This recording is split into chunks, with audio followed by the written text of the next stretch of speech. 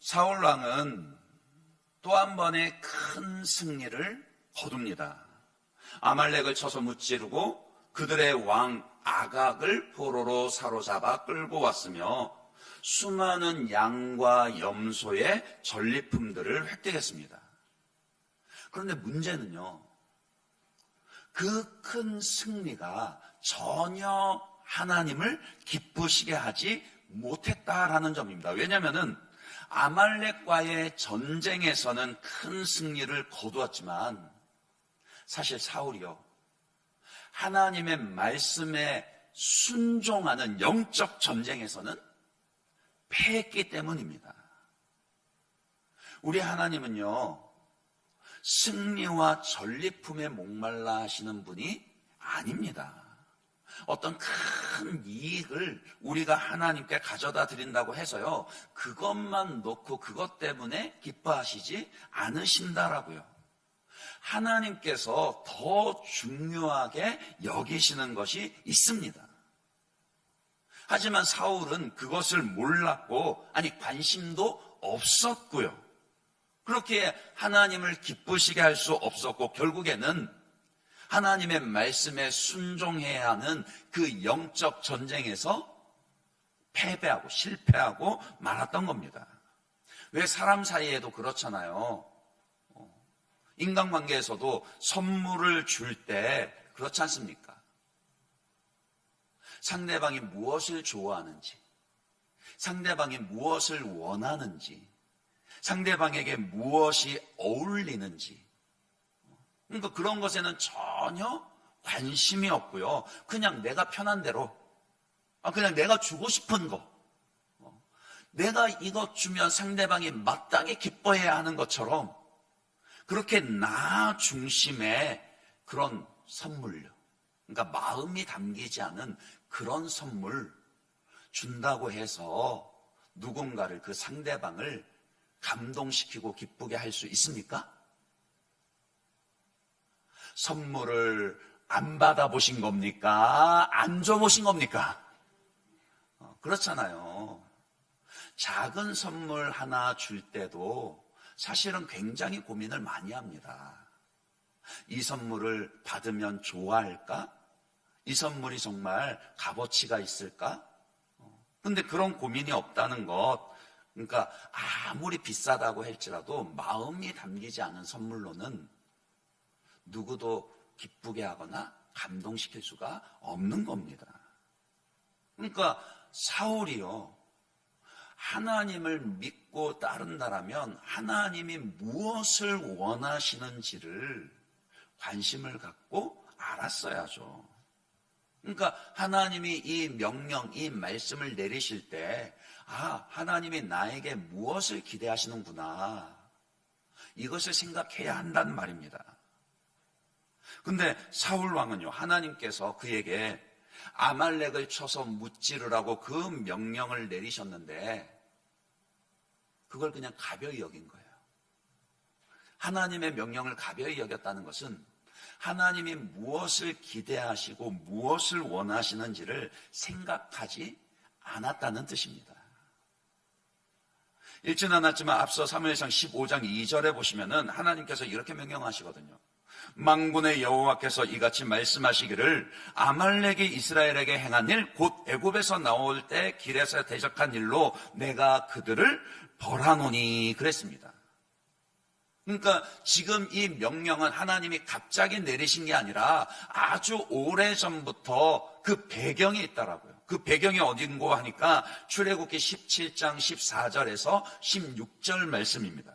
거기에 보시면은 여호와께서 모세에게 이르시되 이것을 책에 기록하여 기념하게 하고 여호수아의 귀에 외워 들리라. 그러니까 하나님이요, 내가 아말렉을 없이하여 천하에서 기억도 못하게 하리라. 모세가 제단을 쌓고 그 이름을 여호와 니시라 하고 이르되 여호와께서 맹세하시기를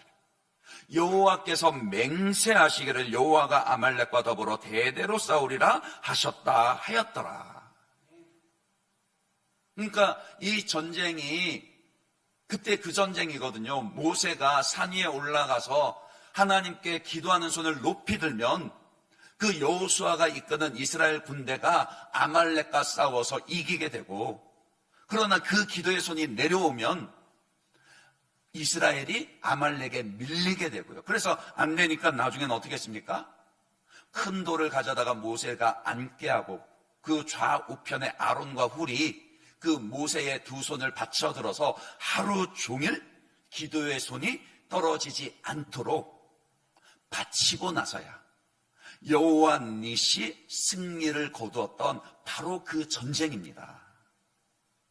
그때의 하나님은 약속의 땅 가나안을 향해서 나아가던 자기 백성들을 약탈하고 가로막았던 이 아말렉과, 이제 자기 백성들을 위해서 이 아말렉과 대대로 더불어 싸울 것이며, 마침내 그들을 천하에 기억되지 못하도록 완전히 진멸시켜 버리겠다라고 하나님이 뭐 하셨다라고요? 맹세하셨더라고요. 하나님이 맹세하시고 약속을 하셨습니다. 그러니까 세월이 오래 지나기는 했지만, 따라서 이 사울 왕이 지금 싸워야 하는 이 승리를 거둔 이 아말렉과의 전쟁은요, 단순히 안보를 위협하는 적군을 물리치는 그런 정도의 전쟁이 아니다라고요. 출애굽 때부터 하나님이 계획하시고 맹세하셨던 하나님의 언약을 성취하기 위한 그런 전쟁입니다. 그래서 이 전쟁은요, 앞서 사울이 크게 승리했던 암몬과 블레셋과의 전쟁과는 그 성격이 조금 다릅니다. 앞서의 전쟁은 암몬이 쳐들어왔을 때, 블레셋이 쳐들어왔을 때 방어하고 그 침략군을 물리쳐서 자기 민족을 지켜내는 그런 전쟁이었다라면, 오늘의 이 전쟁은요, 수백 년 전부터 하나님이 계획하시고 맹세하신 그 하나님의 언약을 성취하기 위한 그런 전쟁이에요. 그러니까 그가 하나님의 이 명령을 귀담아 들었다라면, 야, 이 명령이 다르다라는 것을 캐치를 할 수 있었던 거죠. 해야 됐던 거죠. 15장 3절에 보시면, 그래서 하나님이 아주 이런 엄중한 명령을 내리십니다. 뭐라 그러셨습니까? 지금 가서 아말렉을 쳐서 그들의 모든 소유를 남기지 말고 진멸하되 남녀와 소아와 젖먹는 아이와 우양과 낙타와 나귀를 죽이라 하셨나이다 하니, 그러니까 마치 그 여호수아 시대의 정복 전쟁처럼 그 가나안 7족속을 멸하라 하셨듯이 이 아말렉 족속에 대해서도 하나님이 진멸하라 그러셨던 거예요. 그런데 사울 왕은 하나님의 이 명령에 어떻게 반응을 했죠? 가서 전쟁을 치르기는 했습니다. 또 큰 승리도 거뒀습니다.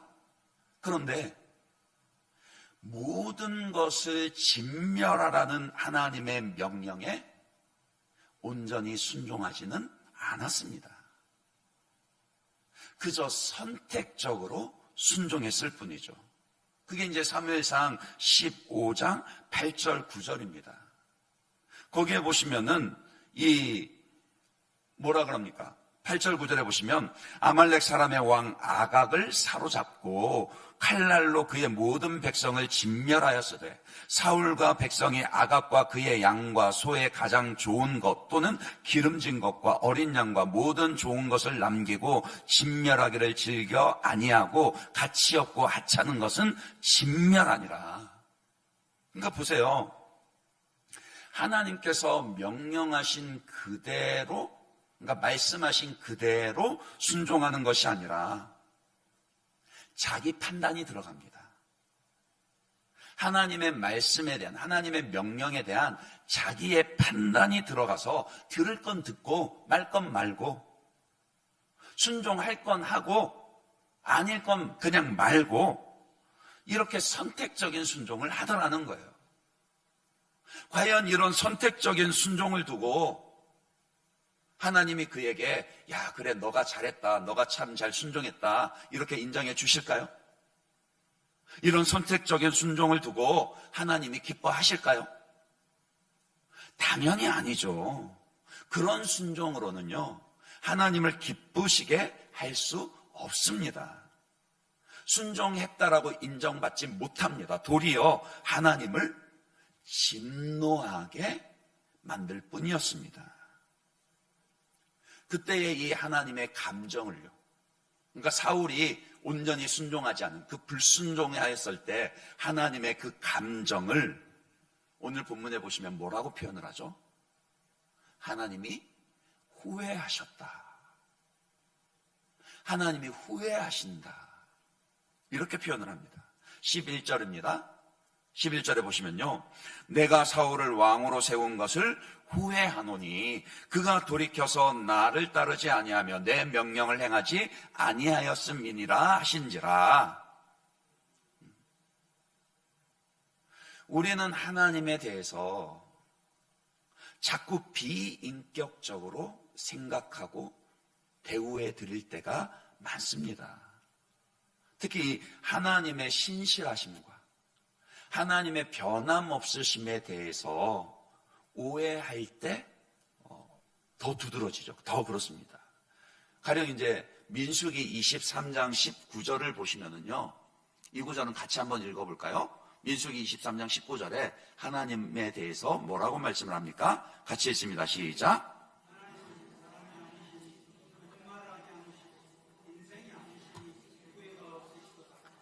어찌 그 말씀하신 바를 행하지 아니하시며 하신 말씀을 실행하지 아니하시랴.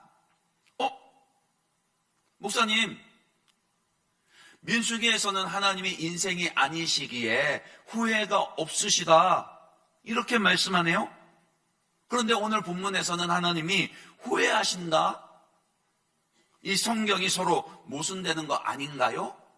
라고 생각하거나 물으실 수 있죠. 하지만 잘 보시면은요, 민수기 23장에서 하나님이 후회가 없으시다라는 이 말씀은요, 하나님의 신실하심을 강조하는 것입니다. 신실하신 하나님은 거짓이 없으시고요, 거짓말하지 않으세요. 하나님 거짓말 가볍게 여기지 않으세요.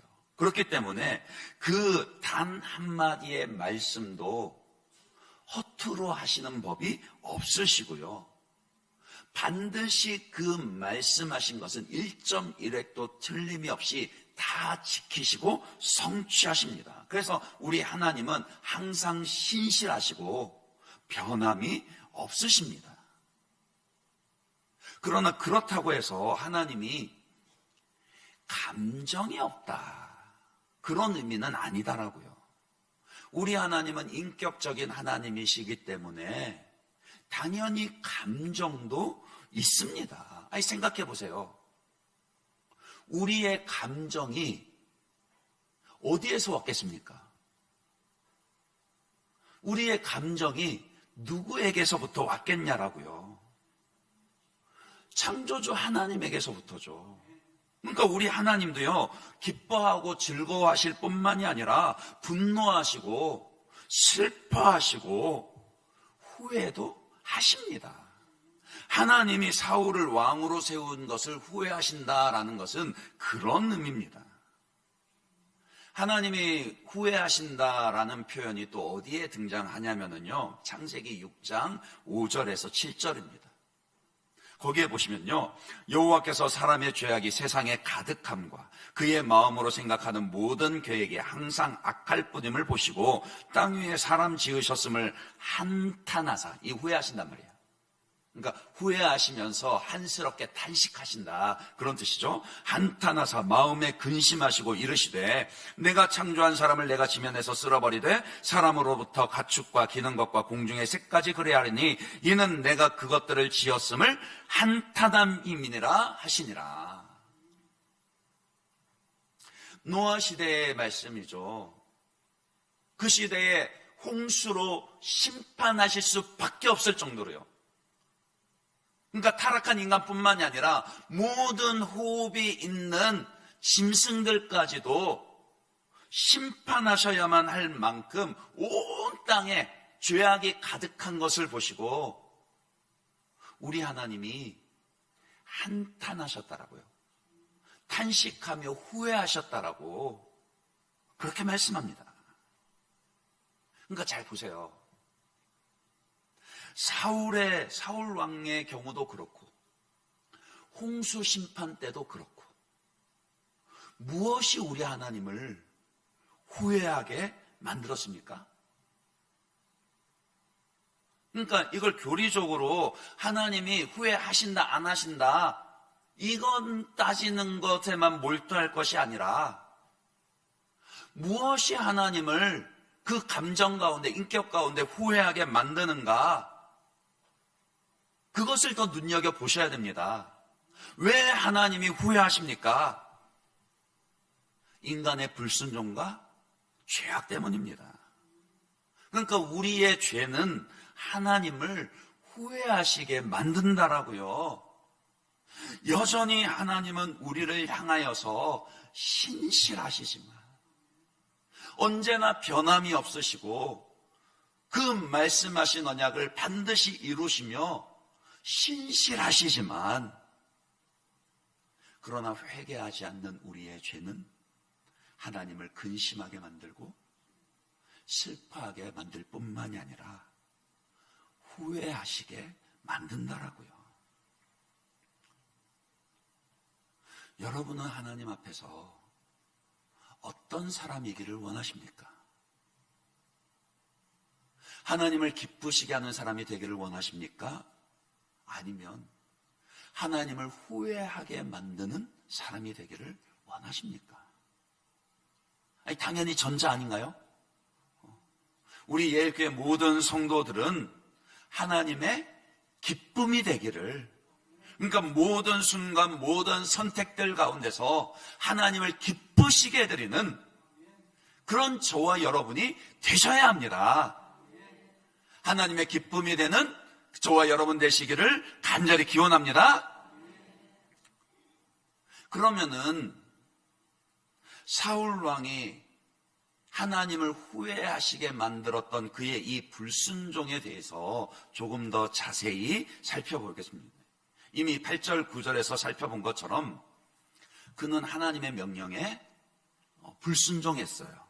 근데 이제 왜 불순종했는가 이걸 알아야지 우리가 반면교사로 삼을 거 아닙니까? 하나님은 모든 아말렉 백성들을 진멸하라 하셨지만 사울은 아각 왕을 죽이지 않고 포로로 끌고 왔습니다. 하나님은 모든 우양과 낙타와 나귀와 그 가축들을 진멸하라 하셨지만 그는 양과 소의 가장 좋은 것과 기름진 것, 또 어린 양과 좋은 것들은 남겨두고 하찮은 것들만 진멸했습니다. 그래놓고는 그는 사무엘 선지자 앞에서 마치 자랑하듯이 스스로에 대해서 이렇게 이야기를 하죠. 그가 뭐라고 대답을 합니까? 13절에 보시면 13절에 뭐라 그랬죠? 사무엘이 사울에게 이른즉 사울이 그에게 이르되 원하건대 당신은 여호와께 복을 받으소서 이렇게 이제 인사말 하고 난 뒤에 그 다음에 그가 뭐라 그랬습니까? 내가 여호와의 명령을 행하였나이다. 자신 있게 자기는 내가 하나님의 명령에 순종했습니다라고 그렇게 자랑하듯이 얘기하더라는 거예요. 아니 사무엘 선지자의 귀에 그 노년에 이른 사무엘 선지자의 귀에 뻔히 들리는데요. 양이 우는 거, 소 우는 거, 그 양과 소의 소리가 너무나도 크게 들리는데도 다시 말해서 불순종의 증거가 너무나도 눈에 뻔히 보이는데도 그런데도 사울은 뭐라 그랬다고요? 내가 순종했습니다. 내가 말씀에 순종했습니다. 그러더라는 거예요. 그러면서 사무엘이 책망하듯이 따지니까 그는 이렇게 핑계합니다. 15절에 보시면은 사울왕이 뭐라고 핑계하죠? 무리가요. 그리고 또 백성이, 그러니까 주어가 바뀌죠. 잘 보셔야 됩니다. 백성이 당신의 하나님 여호와께 제사하려 하여 양들과 소들 중에서 가장 좋은 것을 남김이요 그 외의 것은 우리가 진멸하였나이다 하는지라. 일단 누구를 내세워요? 백성을 내세웁니다. 사무엘 선지자가 그 재물을 남겨둔 것, 그 죄악의 불순종의 증거들을, 명백한 증거들을 가지고 책망하니까 자기의 그 죄를 인정하고 회개하기보다는 딴 사람을 핑계대죠. 백성들을 내세워서 내가 아니라 백성들이 그랬습니다. 아니, 이스라엘 백성들이 사울 왕의 명령이 없는데도 그렇게 행했겠습니까? 아니죠. 아니, 설령 그랬다, 백성들은 그랬다 할지라도 아니라 우리는 하나님이 말씀하신 그대로 온전히 순종해야 한다. 이렇게 백성들에게 다시금 명령하면서 온전히 하나님의 말씀에 순종하도록 이끌어야 하는 것이 왕의 책임 아닙니까? 그런데 마치 그 선악과 따먹은 후에요, 아담이 하와를 핑계하며 책임을 떠넘겼던 것처럼 사울은 자기가 왕인데도 그 불순종의 책임을 백성들에게 떠넘깁니다. 그렇게 핑계하죠. 그러면서 또 무슨 핑계를 댑니까? 이 좋은 양과 소 제물들 남긴 거는 왜 남겼다라고요? 하나님께 제사하기 위해서 남겼습니다. 이러는 거예요. 아니, 하나님이 그 속을 모르실까요? 우리 하나님은요, 마음의 중심을 보시는 분이십니다. 여러분의 마음의 중심을 보시는 분이십니다. 그렇게 하나님은 정확하세요. 사람은 속일 수 있어요. 사람은 그럴듯한 말로 속일 수 있습니다. 더 좋은 것 가져다가 하나님께 제사, 하나님 예배하기 위해서 남긴 겁니다. 그러나 하나님은 속지 않으십니다. 하나님은 아니에요. 하나님은 사울왕의 마음속에 있는 그 욕심을 정확하게 보고 아셨습니다. 결국 사울왕이 하나님의 명령에 불순종했던 까닭이 뭐 때문입니까? 욕심 때문이죠. 욕심 때문이잖아요. 명령대로, 하나님 명령대로 양과 소의 조금 좋은 것까지도 다 진멸해 버리려고 하니까 너무 아까운 거예요. 그러니까 어떻게 합니까? 하찮은 것들만 골라서 진멸하고, 그런 식으로 이제 대충 구색을 맞추며 순종하는 척만 했을 뿐입니다. 그러니까 위선이죠. 자기 마음속에 있는 그 욕심을 감추려고 순종하는 척 한 거예요.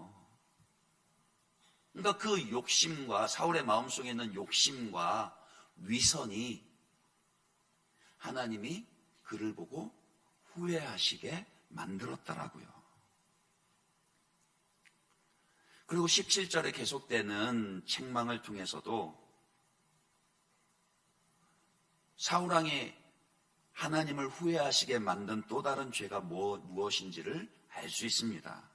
17절에 뭐라 그러셨습니까? 사무엘이 이르되 왕이 스스로 작게 여길 때 그때에 이스라엘 지파의 머리가 되지 아니하셨나이까? 여호와께서 왕에게 기름을 부어 이스라엘 왕으로 삼으시고 그랬죠.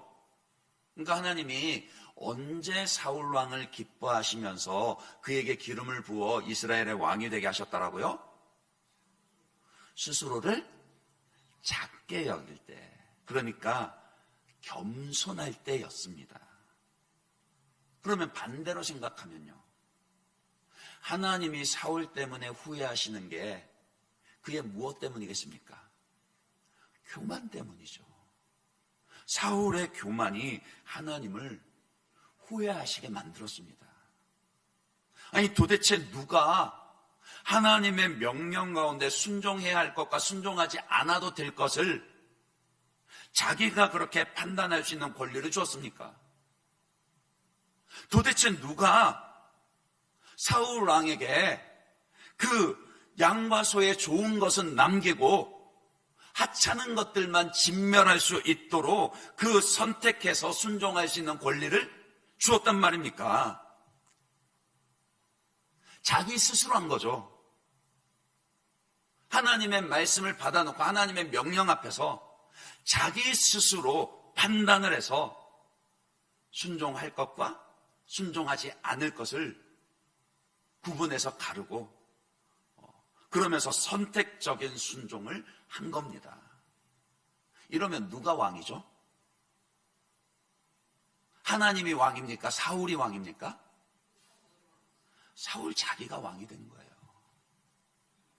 그러니까 그 마음속에 욕심이 찾아오니까요. 또 그 마음속에 교만이 자리 잡으니까 마음속 그 왕의 보좌에서 하나님을 밀어내버리고 왕이신 하나님을 쫓아내버리고 자기가 스스로 왕이 된 겁니다. 뭘 순종할지, 어떤 말씀, 어떤 명령에 순종할지 않을지는 내가 결정한다. 그런 그의 교만이 잘 드러나는 게 어떤 행동입니까?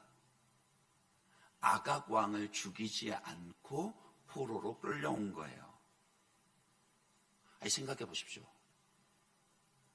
양과 소는 그렇다 쳐요. 양과 소는 이건 아니지만은 그의 핑계대거리라도 있었죠. 양과 소는 하나님께 제사 드리기 위해서 가져온 겁니다 라고 그렇게 핑계라도 될 수 있었지만, 그러면 아각 왕은 도대체 왜 살려둔 겁니까? 자기를 과시하기 위해서죠.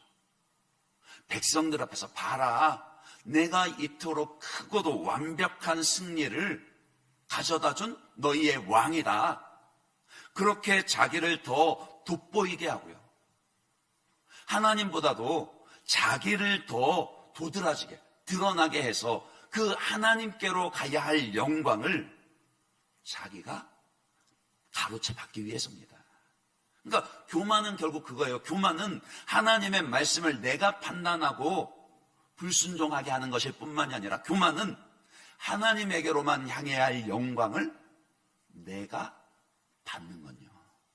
그거 교만입니다. 결국은 그렇죠. 그게 영적 전쟁입니다. 우리가 하나님의 말씀에 순종하려고 할 때마다 부딪히는 게 뭡니까? 결국 우리 안에 있는 욕심과 교만 아닙니까? 사울 왕에게만 욕심이 있었습니까? 여러분은 아닌가요? 사울 왕만 교만했습니까? 아니요. 죄인된 우리의 마음에도 똑같은 욕심과 교만이 있습니다. 그리고 그것을 그럴듯한 핑계로 덮어버리려고 하는, 내가 하나님 위해서, 하나님 영광 위해서 이렇게 한 거라는 그럴듯한 핑계로 덮으려는 위선이 우리에게도 있습니다. 그러니까 그것 벗어버려야 한다라고요. 예수를 믿는다라는 것은 그런 것이라고요. 날마다 예수와 함께 우리의 정욕을요, 그러니까 나의 욕심과 교만을 주님과 함께 십자가에 못 박아야 합니다. 하나님을 위한다라는 그런 핑계, 그 위선을 벗어버리고 오직 예수님 보혈 의지해서 그냥 있는 모습 그대로 정직하게 하나님의 은혜를 구해야 합니다. 그렇지 않고서는요, 우리가 하나님의 말씀에 온전히 순종할 수도 없고 하나님의 기쁨이 될 수 없다라고요. 도리어 하나님을 후회하시게 만들고 하나님을 진노하시게 만들 뿐입니다. 그래서 진노하신 하나님, 사울의 왕이 하나님을 진노하게 만든 그 결과가 무엇입니까? 22절, 23절입니다. 이 말씀은 같이 한번 읽어볼까요? 본문 22절, 23절 다시 읽겠습니다. 시작. 사무엘이 이르되 여호와께서 번제와 다른 제사를 그의 목소리를 청종하는 것을 좋아하심같이 좋아하시겠나이까. 순종이 제사보다 낫고 듣는 것이 수량의 기름보다 나으니 이는 거역하는 것은 점치는 죄와 같고 완고한 것은 사신 우상에게 절하는 죄와 같음이라. 왕이 여호와의 말씀을 버렸으므로 여호와께서도 왕을 버려 왕이 되지 못하게 하셨나이다 하니. 하나님께서 무엇을 기뻐하시고 무엇을 좋아하시는지, 하나님이 나에게, 우리에게 무엇을 바라시는지, 오늘 이 말씀에, 그 22절 말씀에 보면 너무나도 명확하게 말씀하고 있잖아요. 그러면서 거역하는 것은 점치는 것과 같고, 그리고 완고한 것은 우상에게 절하는 것과 같다. 즉 불순종하는 것은 우상숭배의 죄와 같다. 이렇게 말씀을 하십니다. 진노하시면서 너가 하나님의 말씀을 버렸으니 하나님도 너를 왕에서 버리신다. 그 엄중한 심판을 말씀하시죠. 자, 그러면은 오늘 우리가 하나님을 기쁘시게 하기 위해서는 어떻게 해야 되겠습니까? 그러니까 사울 왕에게서 우리에게도 있는 욕심과 교만과 위선을 보았다라면 이것을 타산지석으로 삼아서 반대로 행하면 되겠죠. 즉 어떻게 해야 된다고요? 겸손해야 합니다. 겸손하지 아니하고서는 하나님의 말씀에 순종할 수도 없고, 겸손하지 아니하고서는 하나님을 기쁘시게 할 수도 없습니다. 겸손하게 하나님이 말씀하신 그대로 순종해야 합니다. 그러니까 선택적인 순종이 아니라 온전한 순종을 해야 한다라고요. 이걸 조금 더 자세하게요, 그렇게 단계적으로 말씀을 드리면은요, 먼저는 우리 마음을 정직하게 성찰해야 합니다. 그러니까 내 마음을 살펴보는 것이 먼저라고요. 사울 왕은 욕심이 마음속에 들어왔을 때 그 욕심으로 인한 죄를, 불순종의 죄를 하나님께 드리기 위함이다라는 그런 핑계와 위선으로 덮어버리려고 했습니다. 아니요. 우리의 죄는 덮는다고 해서 덮어지지 않습니다. 그게 아니라 성령님 의지하여서요. 그러니까 욕심이 들어올 수 있어요. 찾아올 수 있어요. 세상에 좋아 보이는 것, 탐나 보이는 것 얼마나 많습니까? 우리에게도 그 소와 양의 좋은 것, 기름져 보이는 것 얼마든지 있을 수 있다라고요. 그러나 그때마다 어떻게 된다고요? 성령님 의지하여서 주님, 제 마음의 눈을 뜨게 하여 주시고 마음속에 찾아 들어온 이 욕심, 내 의지만으로는 이기기 어려우니 도와주십시오. 그렇게 기도해야 합니다. 그리고는 믿음으로요, 내가 이미 예수와 연합한 자임을 선포하고 고백해야 합니다. 그러니까 우리 마음은요, 욕심에, 세상의 욕심에 너무 약해요. 그렇지 않나요? 저만 그런 거예요? 다 그렇잖아요. 육신의 정욕과 안목의 정욕과 이생의 자랑에 쉬이 무너지는 것이 우리의 마음과 의지입니다. 그러나 그때마다 믿음으로 여러분 자신에게 선포하셔야 한다라고요. 나는 이미 예수와 함께 십자가에 못 박힌 자다. 내 정과 욕심은, 내 욕심과 교만은 이미 예수와 함께 십자가에 못 박혔다. 자신에게 믿음으로 이렇게 선언하십시오. 그리고는 되새기시기 바랍니다. 나를 향하신, 나를 위해 친히 십자가에 못 박혀 죽으신 그 예수님의 사랑을 되새기시기 바랍니다. 언제까지요? 예수님의 그 십자가 사랑이 내 마음속의 욕심을 밀어내기까지. 그러니까 그 욕심이 아니라 주님의 사랑으로 내 마음이 가득 채워지기까지 예수님의 그 십자가 사랑을 되새기시며 묵상하셔야 된다라고요. 예수님의 십자가가 내 마음속에서 높이 세워지면 세워질수록 교만은 사라지게 되어 있습니다. 마지막으로요, 예수님의 그 겸손과 순종을 묵상하시기 바랍니다. 히브리서 5장 8절에서 9절입니다. 거기에 보시면 뭐라 그랬습니까? 이 말씀 같이 한번 읽어볼까요? 같이 읽습니다. 시작. 그가 아들이시면서도 받으신 고난으로 순종함을 배워서 온전하게 되셨은즉 자기에게 순종하는 모든 자에게 영원한 구원의 근원이 되시고 그랬죠. 하나님의 아들이세요. 만유의 주시고 만왕의 왕이신 그 예수님도 어떻게 하셨다라고요? 고난으로 순종함을 배워서 온전하게 되셨다. 그렇게 말씀을 합니다. 이 온전하게 되셨다는 걸 잘 이해하셔야 됩니다. 성자 예수님은 이미 완벽한 하나님이십니다. 그렇기 때문에 여기서 온전하게 되었다라는 것은 점점 더 하나님처럼 되셨다 이런 의미가 아니라, 그러니까 그 인격에 있어서 신성이 더 완벽해졌다 이런 의미가 아니라 무슨 의미라고요? 하나님의 구원 역사를 완벽하게 성취하셨다. 그런 뜻이에요. 그러니까 아들이신 예수님께서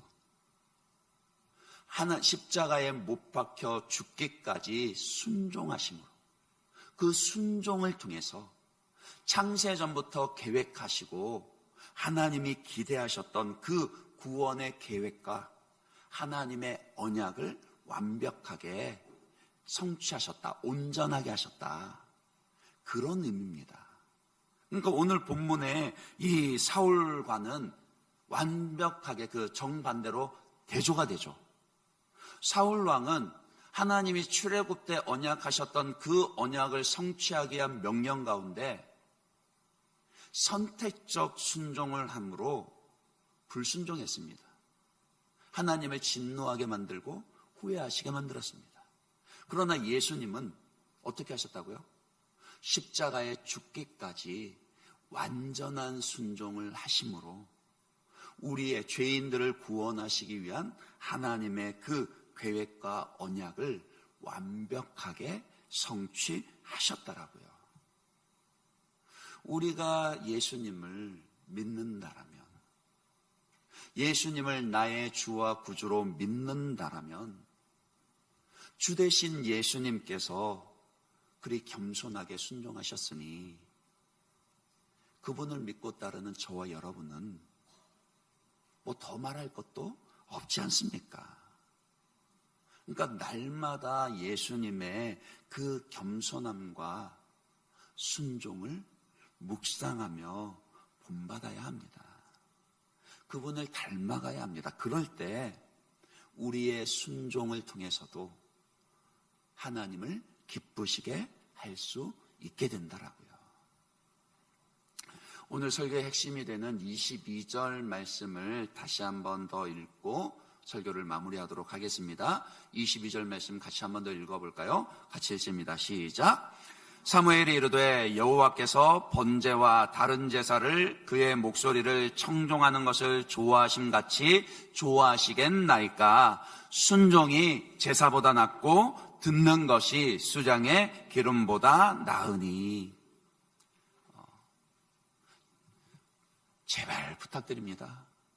하나님을 기계적으로 대하지 마시기 바랍니다.